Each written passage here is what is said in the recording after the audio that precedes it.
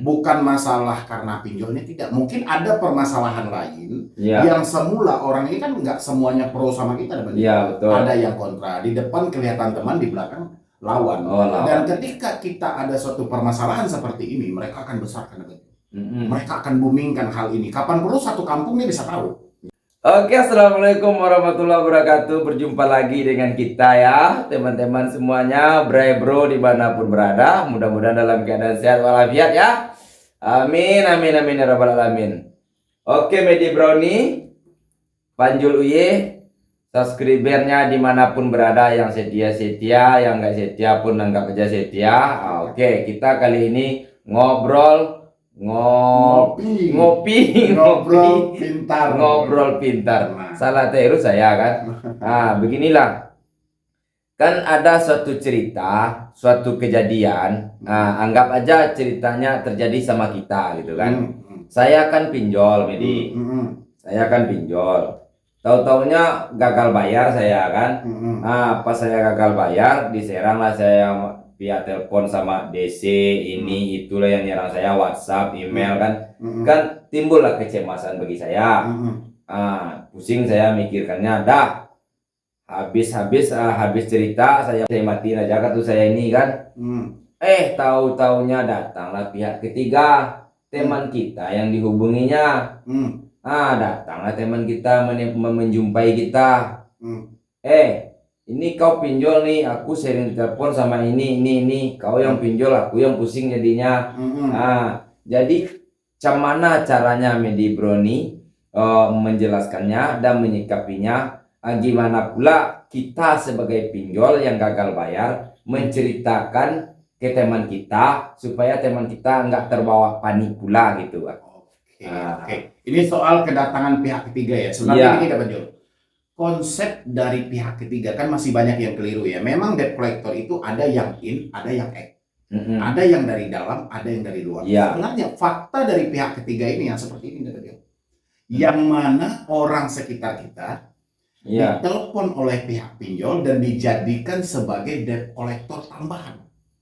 Ini sebenarnya yang pihak ketiga depan Jul. Jadi dia merasa tidak terima dan dia datang kepada depan Jul seperti cerita tadi. Dia datang, pokoknya saya tidak mau tahu, kamu harus bayar hutang ini. Jangan sampai lagi saya dihubungi, ditelepon, kalau enggak kamu saya laporkan ke polisi. Kurang lebih kan seperti ini. Mereka merasa tidak terima. Ini biasanya terjadi depan Jul dari teman-teman atau lingkungan kita yang mana sebelumnya orang ini sudah terjadi cekcok dengan kita depan Jul.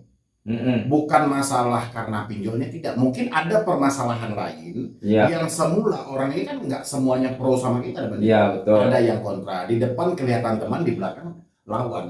Dan ketika kita ada suatu permasalahan seperti ini, mereka akan besarkan. Mereka akan boomingkan hal ini. Kapan perlu satu kampung dia bisa tahu.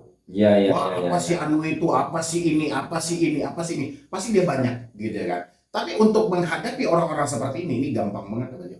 Gimana caranya? Kita cukup sampaikan kepada mereka, oke. Kamu ditelepon oleh debt collector, bukan keinginan saya. Itu kesalahan dari debt collector. Kemungkinan ada kesalahan dari kamu juga.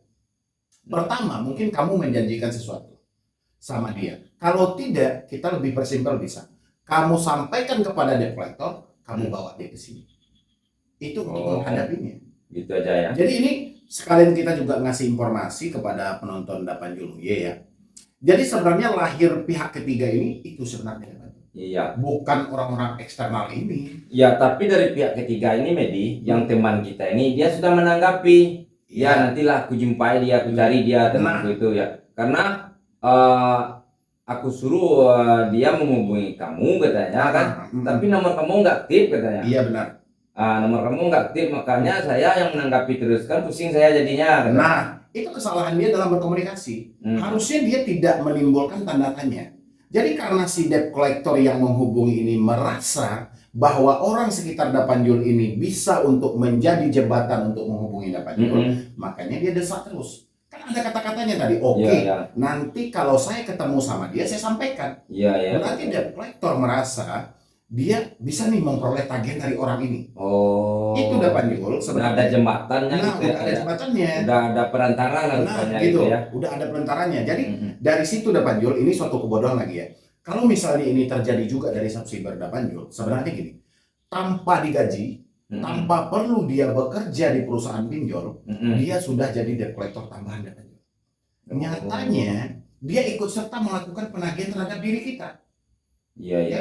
Pokoknya dia datang, woi, aku ditelepon sama pinjol dan kamu harus bayar hari ini juga. Aku nggak mau tahu, pokoknya aku jangan sampai ditelepon lagi. Iya. Tanpa dia sadari, dia akui atau tidak, dia telah bekerja sama dengan debt collector tanpa digaji oleh si pinjol. Gitu. Itulah kebodohan. Berarti perantara ini karena takut dia ditelepon sama DC, makanya kita pun didesaknya. Iya. Tapi tanpa dia sadari dia udah jadi DC rupanya. Iya, dia juga jadi debt collector tanpa harus bekerja. Kalau dia bekerja di pinjolnya kan dia dapat gaji nih. Iya. Ini enggak. Ini karena kepintaran debt collector internal berkomunikasi. Dia jadikanlah orang sekitar kita ini sebagai debt collector tambahan. Inilah pihak ketiga yang paling mengerikan. Dan dia juga lah nanti yang mempermalukan kita Dapanjol. Dia bisa gosipin kita ke tetangga lainnya.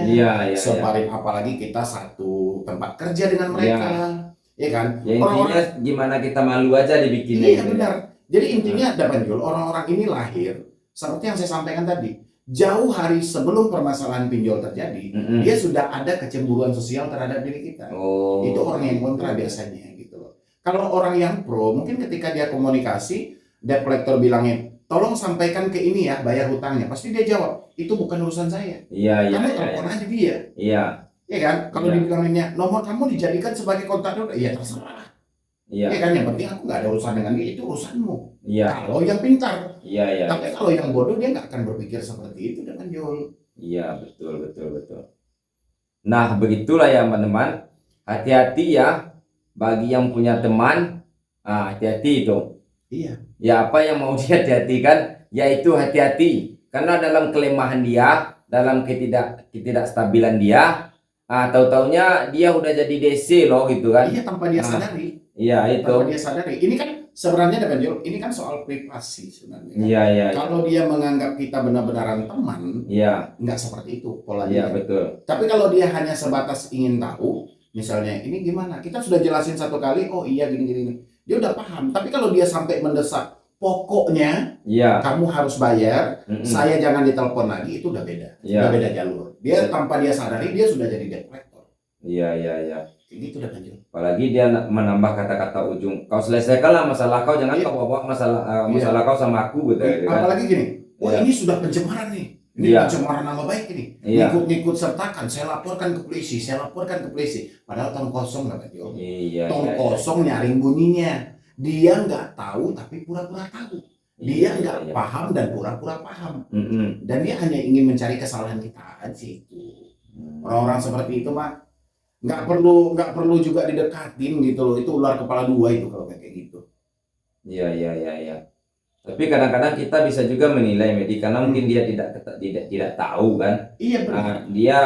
Mungkin dia itu bisa dibilang lah orang itu awam dia tentang itu, dia sampaikan lah kan. Iya, dia boleh aja dia menyampaikan, tapi jangan didesak ya Penjol.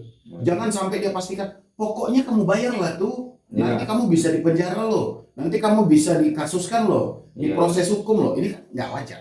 Kalau dia hanya menyampaikan, kamu benar ada utang, kamu nggak mampu, atau gimana? Kalau memang bayarlah, itu kan nggak ada masalah, nggak harus juga ditakutin. Nanti kamu dipenjara loh. Bisa dipenjara loh. Bahkan dia bangunkan juga dramanya dulu kemarin ada yang kasusnya kayak gini padahal nggak ada nih, tapi dia dipenjara. Nah dia nakut-nakutin kan kayak gitu. Itu kan nggak benar cara-cara dia kayak gitu. Kalau memang dia sahabat, ukurannya dia memberikan supportan dari kita, ya udahlah aku aman lah. Yang penting kamu tetap aja bekerja, berusaha aja, kumpulkan, kalau ada uang nanti bayar aja.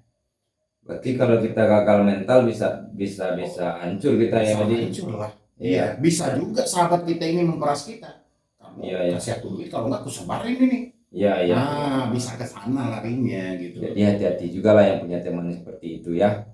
Iya, paling tidak gini aja Penjol. Kalau misalnya kita dapat teman yang seperti itu, kita tekankan aja, oke. Besok kalau kamu masih nelpon sama dia, tolong dong ajak ke sini deh.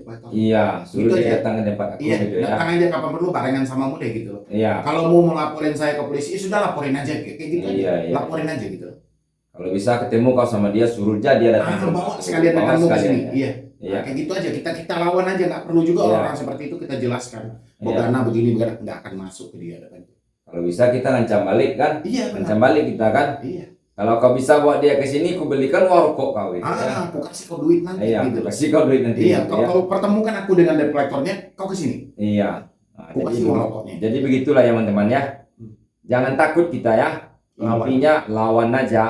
Nah, apalagi yang mau ku bilang ini, intinya lawan aja gitu. Iya, pokoknya nggak Ya. ada yang perlu ditakutin. Iya, dan perlu Tetap ditakutin. berpikir positif aja, Tetap Yul. berpikir Tetap positif. berusaha, tetap bekerja.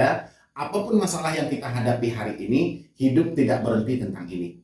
Ya, semakin Iya. lama kita hidup, semakin banyak lagi masalah yang harus kita selesaikan, bukan di sini aja. Jadi tetap berpikiran positif, jadi orang yang semangat. Tetap berpikiran positif, jadi orang yang semangat. Itu kuncinya ya. Oke, Iya. ngopi kita kali ini ngobrol pintar berakhir sampai di sini dulu. Jangan lupa like dan subscribe-nya ya. Panjul UY dan Medi Broni solusi utang MB ya sana. Ya begitulah ya. Mohon maaf saya berbahasanya kurang apa ya. Agak terpatah-patah Sedang ya. belajar. Sedang belajar bahasa yang baik saya ya. Tapi setidaknya dia mengerti lah. Iya, paling Oke. nggak bermental baja, berani mencoba. Ya, bermental baja berani mencoba. Oke, jangan bosan-bosan, ikuti dan kepoin kami terus. Mudah-mudahan ada yang bermanfaat dari cerita kami pada malam hari ini. Oke, Iya. makasih ya teman-teman semuanya. Ngopi, ngobrol pintar. Assalamualaikum warahmatullahi wabarakatuh.